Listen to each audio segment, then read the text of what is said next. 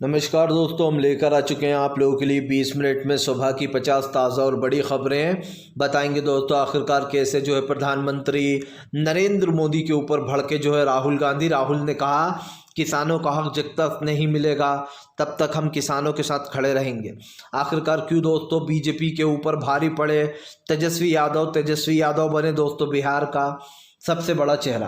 क्यों प्रधानमंत्री नरेंद्र मोदी के ऊपर भड़क गए असदुद्दीन ओवैसी, और कैसे दोस्तों ईवीएम को लेकर लगातार चुनाव आयोग शक के घेरे में कि क्या बीजेपी को सपोर्ट कर रहा है चुनाव आयोग, और कैसे जो है यहाँ पर दोस्तों हमास इजराइल की जंग में आने वाला है नया मोड़।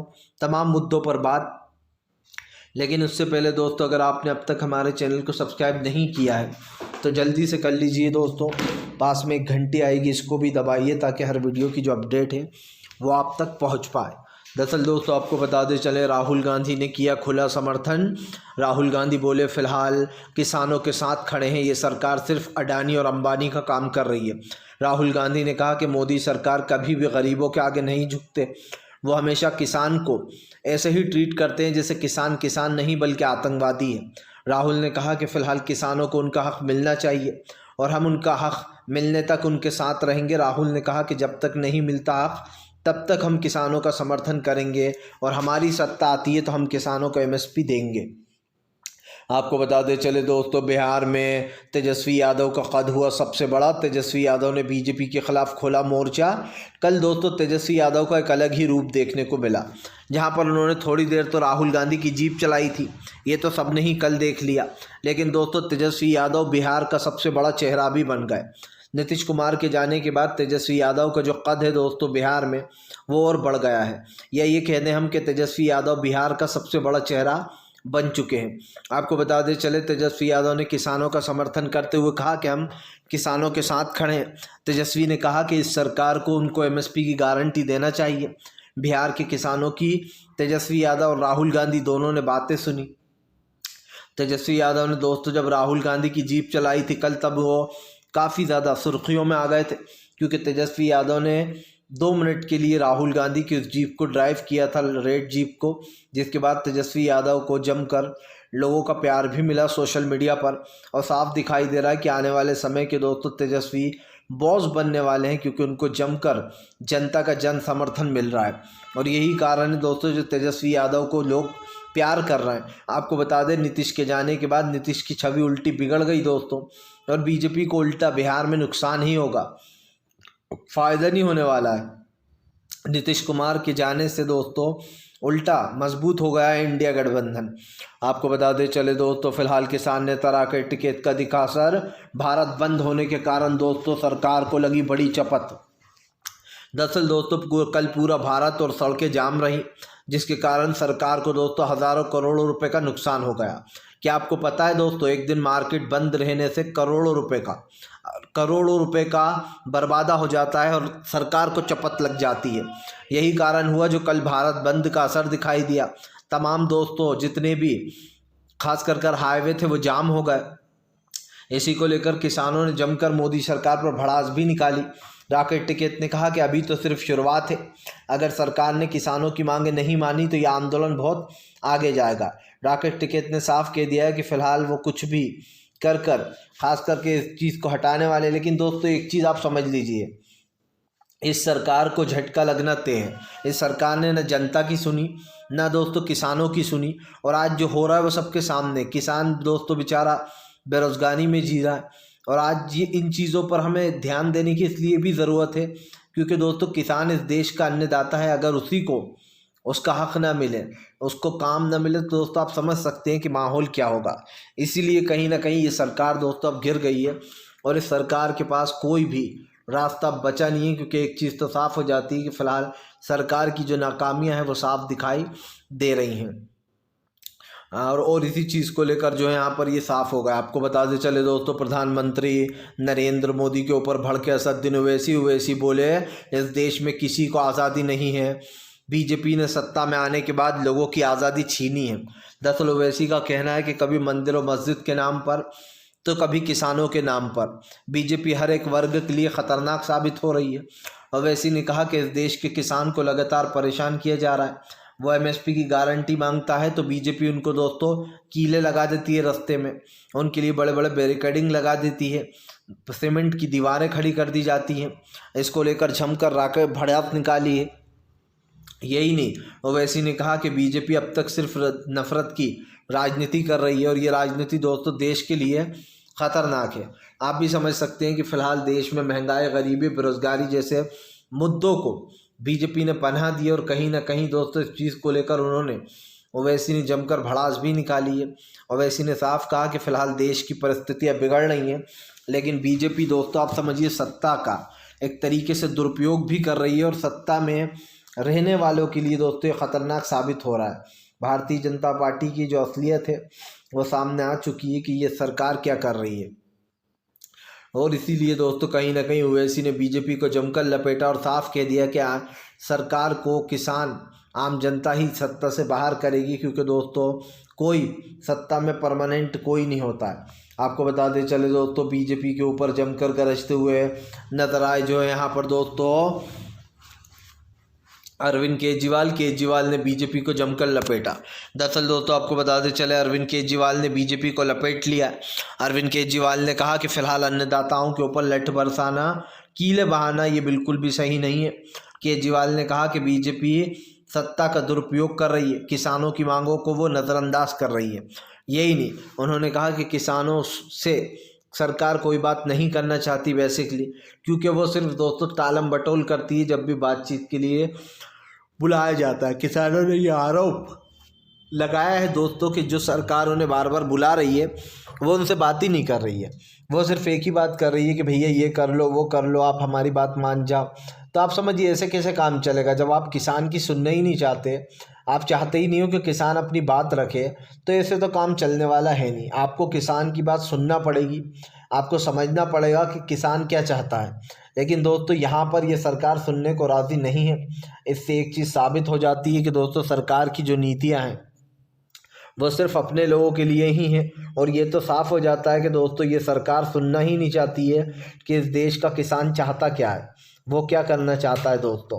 और ये आपने पहली बार नहीं देख रहा होगा, आप इससे पहले भी सरकार का अड़ियल रवैया रहा है वो सामने आया है कई बार। और ये अड़ियल रवैया ही जो है दोस्तों जो सरकार की नीतियाँ कहीं ना कहीं जो असलियत है सरकार की वो सामने लाता है, क्योंकि हमें एक चीज़ साफ पता चल चुकी है कि ये सरकार दोस्तों जिस तरीके के कारनामे कर रही है उससे कहीं ना कहीं देश की जनता आहत है, और सरकार को उखाड़ फेंकने की पूरी प्लानिंग कर चुकी है कि इस देश की जनता को ऐसी सरकार बिल्कुल नहीं चाहिए दोस्तों जो देश में खास कर लोगों में नफरत फैलाए और दोस्तों देश के मुद्दों को नज़रअंदाज करे।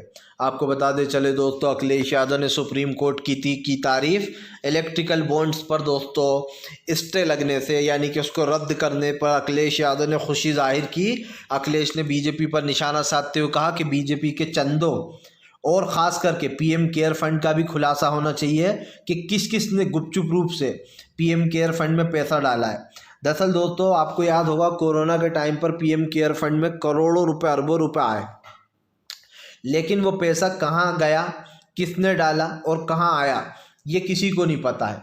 वो पैसा आया पीएम केयर फंड में तो वो पैसा गया कहाँ। जाहिर सी बात है दोस्तों बीजेपी के कई नेताओं की जेबें गर्म हुई होंगी उन पीएम केयर फंड के पैसों से।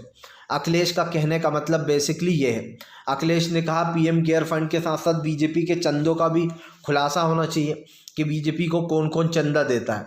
दरअसल दोस्तों आप समझ लीजिए पीएम ये जो बंद किया गया है खास कर बॉन्ड, इलेक्ट्रिकल बॉन्ड, इससे दोस्तों बीजेपी को बहुत बड़ा झटका लगा। न सिर्फ मोदी की छवि ख़राब हुई है दोस्तों, बल्कि जो इतना सारा चंदा लिया गया है लोगों से, 90 बताया जा रहा है 90% लोग यानी कि 90% लोगों ने ये बॉन्ड खरीदे, चंदा दिया है। तो अब आप समझ सकते हैं दोस्तों कि फ़िलहाल ये चंदा किसने दिया, कौन कौन है इसमें शामिल। हालांकि कुछ नाम तो अपन गेस ही कर सकते हैं दोस्तों। इसमें जाहिर सी बात है बॉलीवुड के अक्षय कुमार भी होंगे, अमिताभ बच्चन भी होंगे, अनुपम खेर भी होंगे। जो लोग दोस्तों बीजेपी के समर्थक हैं वो उनके नाम भी शामिल होंगे, बॉलीवुड से लेकर तो क्रिकेटर तकों ने इसमें पैसा दिया होगा दोस्तों, इस चंदा। अब आप समझ सकते हैं कि क्यों इन लोगों के घर पर छापे नहीं पड़ते, क्योंकि आजकल जो लोग भी मोदी का समर्थन करते हैं उनके घर पर ना ईडी जाती है ना सीबीआई जाती है फिल्म स्टारों के घर पर। लेकिन अगर कोई फिल्म स्टार मोदी सरकार का विरोध करता है तो उसके घर पर ईडी भी पहुंचती है, सीबीआई भी पहुंचती है दोस्तों, रेड मारने के लिए। तो इससे आप अच्छे से समझ सकते हैं कि फ़िलहाल ये पूरा मामला दरअसल है क्या। जो है इन चीज़ों को निकाल कर रखना और काम ख़ास कर इस पर मुद्दों पर बात करना, ये एक बहुत छोटी चीज़ नहीं है दोस्तों, ये एक बहुत बड़ा मुद्दा है। लेकिन सवाल सिर्फ ये नहीं उठता है कि इस मुद्दे की असलियत क्या है। सवाल ये है दोस्तों कि सरकार किन बातों का जवाब देती है और किन का नहीं देती है। ये इस देश का सबसे बड़ा मुद्दा बन चुका है और इस मुद्दे पर सरकार को बोलना ही होगा, क्योंकि प्रधानमंत्री इधर उधर की बातें तो खूब करते हैं, लेकिन दोस्तों जब सच्चाई बताने की बात आती है तो बीजेपी के परखच्चे उड़ जाते हैं। बीजेपी के आप समझिए सांप सूंघ जाता है जब जनता बोलती है कि भैया आपने जनता के लिए क्या किया, जनता के लिए कुछ कोई सा काम किया, नहीं किया। जनता को दोस्तों इलेक्ट्रिकल बॉन्ड्स का पैसा कहाँ से आ रहा है यही नहीं पता है। अब तो नाम सार्वजनिक करने को बोला, देखते हैं किस किस का नाम सामने आएगा। आपको बता दें चले दोस्तों, फिलहाल राहुल गांधी के और ख़ास करके कांग्रेस और यूथ कांग्रेस के दोस्तों तमाम अकाउंट फ्रीज कर दिए गए हैं, जिसके बाद राहुल गांधी बीजेपी पर हमलावर हो गए। राहुल गांधी ने कहा कि प्रधानमंत्री जी डरना बंद कीजिए, डरिए मत, हमारे अकाउंट फ्रीज कर कुछ नहीं मिलेगा आपको। राहुल गांधी ने कहा कि कांग्रेस जो है बल से नहीं, छल से नहीं, बल्कि जो यहाँ पर बल से उतरती है। दरअसल आपको बताते चले दोस्तों, कांग्रेस के अकाउंट बताया जा रहा है, यूथ कांग्रेस और कांग्रेस के 210 करोड़ रुपए थे उन अकाउंटों में, उसको बैन कर दिया गया है। अब वो जब चेक लेकर निकलवाने जा रहे हैं तो वो पैसा निकल नहीं रहा है, जिसको लेकर आपको बता दें कांग्रेस ने भड़ास निकाली है। कांग्रेस का कहना है कि फ़िलहाल प्रधानमंत्री डर गए हैं, इसलिए उन्होंने इंडिया यूथ कांग्रेस और कांग्रेस के तमाम जो है यहाँ पर दोस्तों अकाउंटों को फ्रीज करा दिया। अब आप समझिए दोस्तों, खुद इलेक्ट्रिकल बॉन्ड ले रहे हैं, इतना इतना रुपए, करोड़ों रुपए आ रहा है पार्टी के पास, लेकिन कांग्रेस ने दोस्तों जब कांग्रेस को चंदा मिलता है पार्टी के लिए तो बीजेपी उस पर भी रोक लगाने का काम कर देती है कभी कभी, ताकि कांग्रेस पैसों के लिए परेशान हो। आगे चलकर पैसों की बहुत ज़रूरत पड़ती है दोस्तों, रैलियों में वगैरह में। लेकिन ये साफ़ हो जाता है दोस्तों कि फ़िलहाल ये सरकार क्या चाहती है। लेकिन हमें एक चीज़ साफ दिखाई दे रही है कि सरकार की जो नीतियां हैं दोस्तों, वो कहीं ना कहीं जो यहाँ पर इस तमाम मुद्दे से आगे निकल चुकी हैं। और अब एक चीज़ तो साफ़ है कि प्रधानमंत्री से लेकर दोस्तों तो बीजेपी के नेताओं तक इन सब पर सवाल खड़े हो ही जाते हैं कि भाई वो अकाउंट बैन क्यों किएगा, क्योंकि दोस्तों उसमें जाहिर सी बात है 210 करोड़ रुपए थे। अब ये कांग्रेस ने जुटाए थे दोस्तों, आपको याद होगा अभी कुछ दिन पहले कांग्रेस ने एक वो भी शुरू की है, उनकी वेबसाइट डोनेट फॉर इंडिया का कांग्रेस। ऐसे में दोस्तों कांग्रेस के लिए लोगों ने डोनेट भी किए हैं बहुत पैसे, लेकिन अब अकाउंटों को लगातार फ्रीज किया जा रहा है। और कांग्रेस ने आरोप साफ लगाया है कि इसके पीछे बीजेपी का हाथ है। बीजेपी नहीं चाहती कि कांग्रेस को दोस्तों बॉन्ड मिले या फिर उसकी ये काम आए। तो अब आप समझ सकते हैं कि ये सरकार कितनी डरी हुई है दोस्तों, जो कम से कम राहुल गांधी को जो चंदा मिल रहा है जो उनकी पार्टी के लिए, उसको भी रोकने का काम किया जा रहा है। तो इससे एक चीज़ तो साबित हो जाती है कि बीजेपी और बीजेपी के नेता दोस्तों ये एक नंबर के डरपोक हैं, क्योंकि जाहिर सी बात है जब सपोर्ट मिलता है तो भागते हैं। आपको बता दें चले दोस्तों, प्रधानमंत्री नरेंद्र मोदी के ऊपर जमकर भड़की ममता बनर्जी। ममता बनर्जी बोली हमारी ताकत हमारी एकता में है, इस बार हम जो है देश से खिलवाड़ नहीं करने देंगे। दरअसल आपको बताते चले ममता बनर्जी ने साफ ऐलान किया है कि वो CAA और NRC को किसी भी हालत में लागू नहीं होने देंगी। उन्होंने कहा कि बीजेपी कोशिश करके देख ले, बंगाल को टूटने नहीं दूंगी, यहाँ पर अखंडता और भाईचारा हमेशा रहेगा। ममता बनर्जी ने आरोप लगाया कि बीजेपी जो है नफरत की राजनीति कर रही है। यही नहीं, ममता बनर्जी ने किसानों का समर्थन किया। ममता बनर्जी बोली हमारे यहाँ के किसान बहुत खुश हैं हमसे, क्योंकि हम उनको पूरा न्यूनतम मूल्य देते हैं और ख़ास करके उनके लिए योजनाएं भी लाते रहते हैं कर्जा माफ़ी की। लेकिन केंद्र सरकार जब से सत्ता में आई है वो किसानों के साथ खिलवाड़ कर रही है। ममता बनर्जी ने आरोप लगाया कि बीजेपी सत्ता में आने के बाद से किसानों का एक तरीके से दोस्तों अपमान कर रही है और उनका बहिष्कार कर रही है। अब किसान तो परेशान है ही दोस्तों, इस बात को तो ना आप झुठला सकते हो ना मैं झुठला सकता हूँ। किसान बेचारा करे तो क्या करे, ना वो इधर जा पा रहा है ना उधर जा पा रहा है। उनके तमाम चीज़ों पर सरकार ने रोक लगा रखी है। क्या इस बात को झुठलाया जा सकता है दोस्तों कि सरकार की नीतियाँ समय से परे हो चुकी हैं, समझ से परे हैं, और किसान इस वक्त बहुत ज़्यादा परेशानी में भी है। इसी को लेकर भड़ास निकाली ममता बनर्जी ने और साफ कहा कि किसानों के वो साथ खड़ी हैं अंत तक। जब भी किसानों को ज़रूरत पड़ेगी ममता बनर्जी सपोर्ट करेंगी उनका। आपको बताते चले दोस्तों, फिलहाल बीजेपी के ऊपर जमकर भड़कते हुए नजर आए जो है यहाँ पर संजय रावत ने बीजेपी को घेरा। कहा बीजेपी के पास किसानों के लिए टाइम नहीं है, लेकिन प्रधानमंत्री दौरों पर घूम रहा है बाहर जाकर विदेश में। दरअसल आपको बताते चले दोस्तों, किसानों की मांगे मान नहीं रही है सरकार, एमएसपी से भागे ले रही है। समझ में ये नहीं आता कि किसान बेचारा करे तो क्या करे। वो तो सिर्फ एक ही चीज़ कर सकता है दोस्तों, इस सरकार से को जो है यहाँ पर सवाल पूछ सकता है, लेकिन सच्चाई ये है कि सरकार के किसी भी सवाल का जवाब नहीं देना चाहती दोस्तों ये, और इसीलिए कहीं ना कहीं सवाल खड़े हो रहे हैं। ये तो साफ हो जाता है दोस्तों कि फ़िलहाल जो नीतियाँ सामने आई हैं उसको लेकर कहीं ना कहीं दोस्तों सरकार की जो कमज़ोरियाँ हैं वो भी जो है यहाँ पर सच्चाई साबित हो रही है। और भारतीय जनता पार्टी इस देश की दोस्तों सबसे करप्ट उसमें से एक होती जा रही है। लेकिन दोस्तों हमें साफ दिखाई दे रहा है कि फ़िलहाल आज सरकार की जो नीति है दोस्तों पूरी तरीके से वो हो चुकी है, और लोगों को दोस्तों इस पर अब विश्वास नहीं रहा है। आपको बताते चले दोस्तों, फ़िलहाल प्रधानमंत्री नरेंद्र मोदी के ऊपर जमकर भड़कते हुए नजर आए दोस्तों जो है यहाँ पर सोनिया गांधी और प्रियंका गांधी। दोस्तों आपको बताते चलें बीजेपी पर जमकर गरजी। दरअसल आपको बताते चलें सोनिया गांधी और प्रियंका गांधी ने किसान के समर्थन में फिर से एक बार मोदी सरकार को घेर लिया।